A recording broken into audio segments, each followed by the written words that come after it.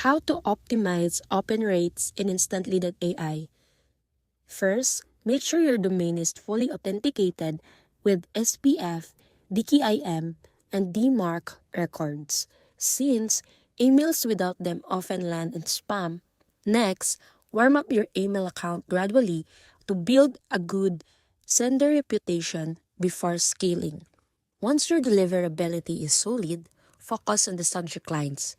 Keep them short, personal, and curiosity-driven without looking spammy.